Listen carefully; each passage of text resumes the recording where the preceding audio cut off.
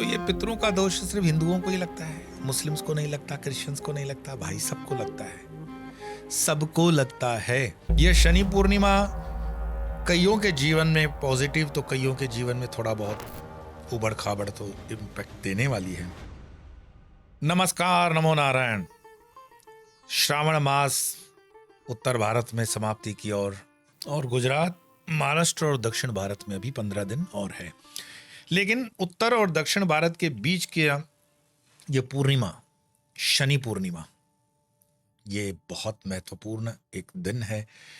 जो साधक हैं, जो सनातन में जो साधनाएं करते हैं, उनके लिए ये शनि अमावस्या का बहुत बड़ा महत्व है।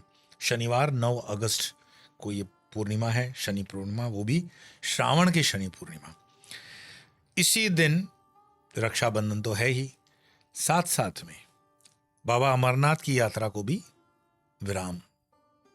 और उसके बाद जैसे कि आप कुछ जानते ही हैं कि यात्रा समाप्त मतलब जो है घोषित की जाती है। इसी दिन हयग्रीव भगवान की उत्पत्ति का दिन भी माना गया है।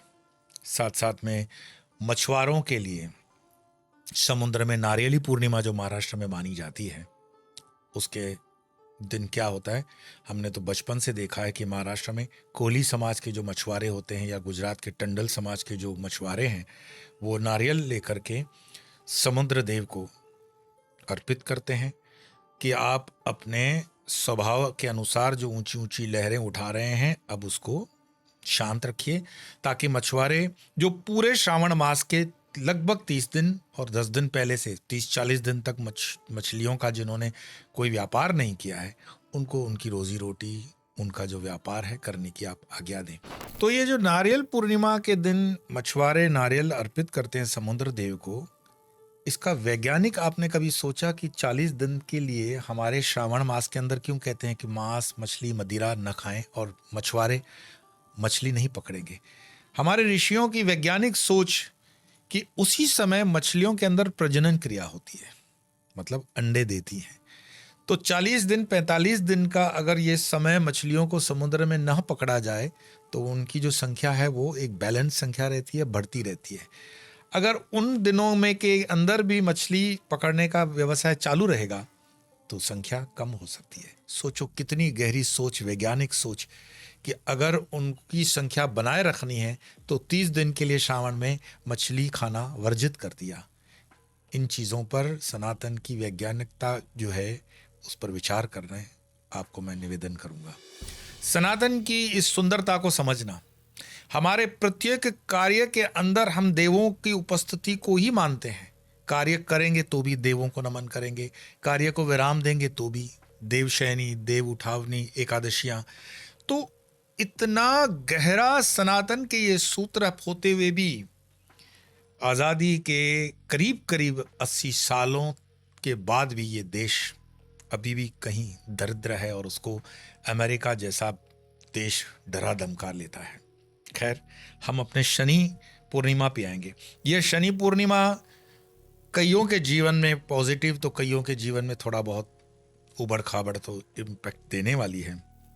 बट हम कोशिश करें कि कैसे हम अपने जीवन में इस शनि पूर्णिमा का महत्व समझकर इसको एक पॉजिटिविटी के साथ साधना में आगे बढ़ें। वैसे शनि पूर्णिमा का महत्व ठीक है, श्रावण की साधना का फल तो समझ ही गए होंगे आप, लेकिन इस दिन श्रावण मास की आपके द्वारा जो साधनाएं की हुई हैं, वो साधनाएं आप संकल्प करके अपने पितरों के निमित्त भी दे सकते हो उसका फल। जिन लोगों ने कांवड़ यात्रा की होगी, वो कांवड़ यात्रा के जलाभिषेक का फल भी अपने पितरों को संकल्प करके दे सकते हैं।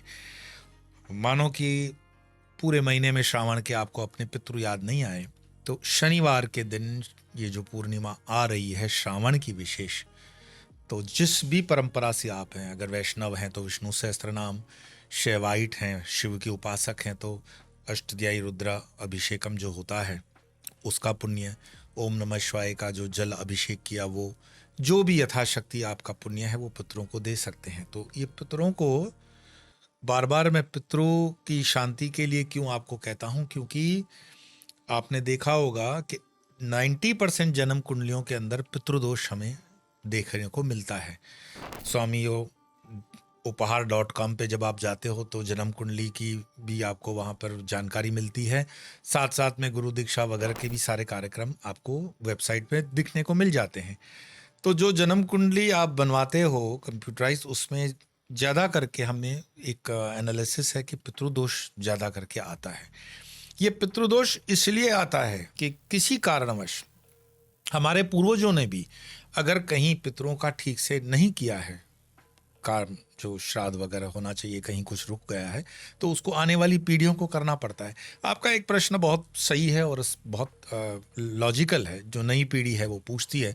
तो ये पितरों का दोष सिर्फ हिंदुओं को ही लगता है, मुस्लिम्स को नहीं लगता, क्रिश्चियंस को नहीं लगता, भाई सबको लगता है, सबको लगता है। अब अगर ठंड की सीज़न चल रही है तो आप लोगों ने देखे होंगे बम्बई जैसे शहरों में कई टपोरी बटन खोल करके चलते हैं, फिर नमोनिया हो जाए तो अलग बात। तो ठंड तो लगती है, लेकिन अपने को इम्प्रेस करने के चक्कर में उसको नहीं मानते हैं। तो कोई दर्शन है, कोई धर्म है, अगर इसको नहीं मानता तो कोई बात नहीं, मानना तो उसको देर सवेर पड़ेगा ही। हालांकि उनके धर्म में भी व्यवस्था है, पर हमारा काम नहीं बनता उनके धर्म पर कोई टीका करने का। हम अपने धर्म में रहें। हम हजारों वर्षों की सनातन की परंपरा है, ऋषियों की ये जो दिखाई हुई मार्ग हैं वो गलत नहीं हो सकते।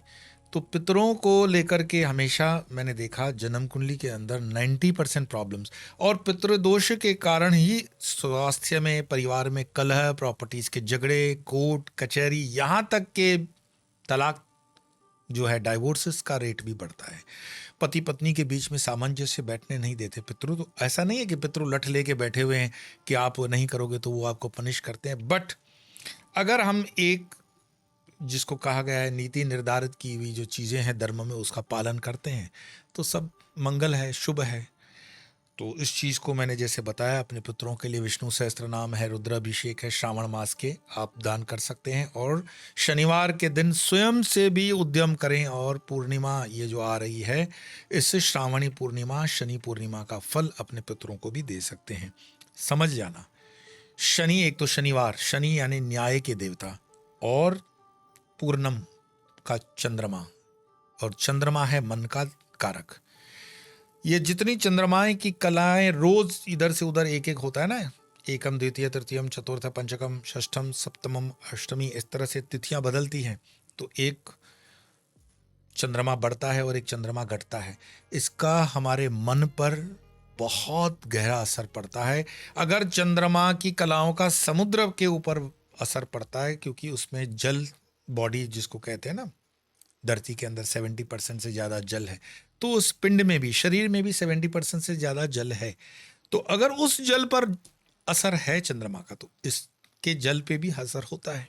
और चंद्रमा जैसे मैंने बताया मन का कारक है, तो याद रखना, न्याय के देवता और मन दोनों की युक्ति, ये शनि पूर्णिमा के दिन आप उसको ठीक कर सकते हो।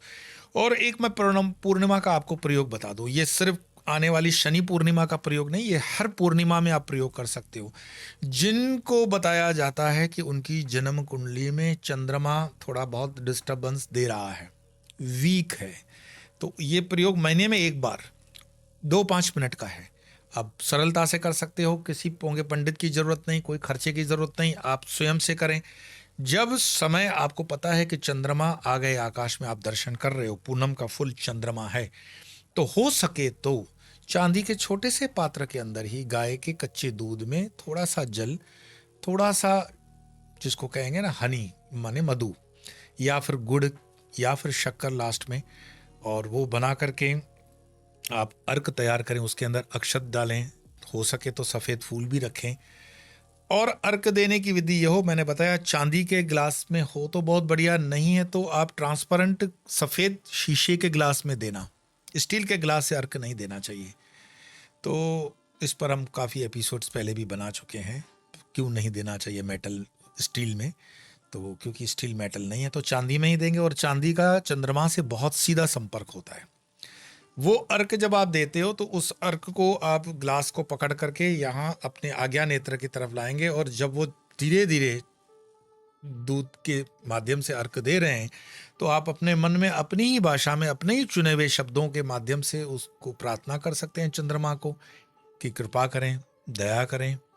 और चंद्रमा अगर वीक है तो उसके लिए प्रार्थना ही सबसे बड़ा एक बल है।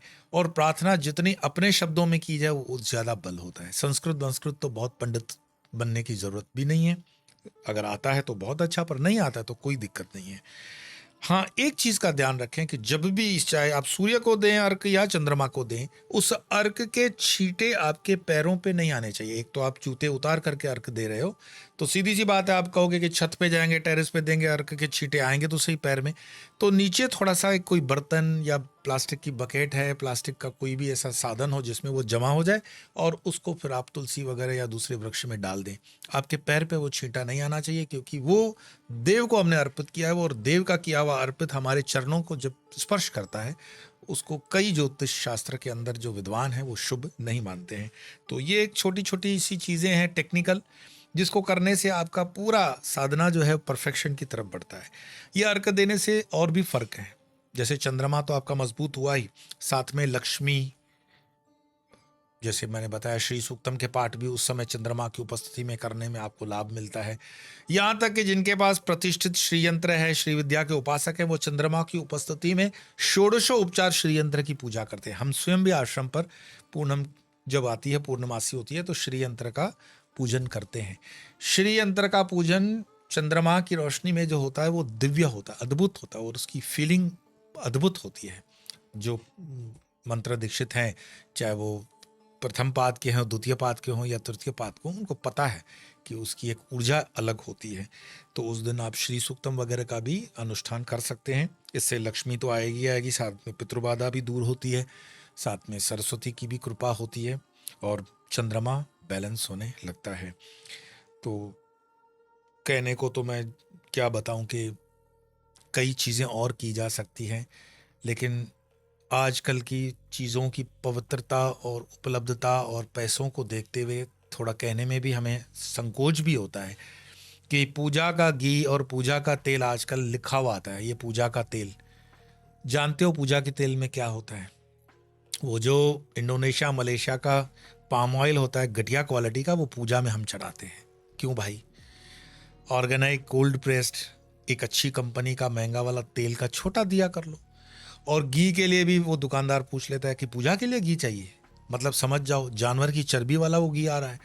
तो क्या हम अपने घर में जो दूध उपयोग करते हैं उसमें से जो थोड़ा घी बनता है, एक छोटी सी बाटी, 1 मिनट भी चल जाए, वो घी की बाटी, अगर वो घी का दिया करके चंद्रमा को उस दिन दिखाते हैं पूनम के दिन, तो घी वाले उस प्रकाश से बहुत कुछ पवित्र होता है।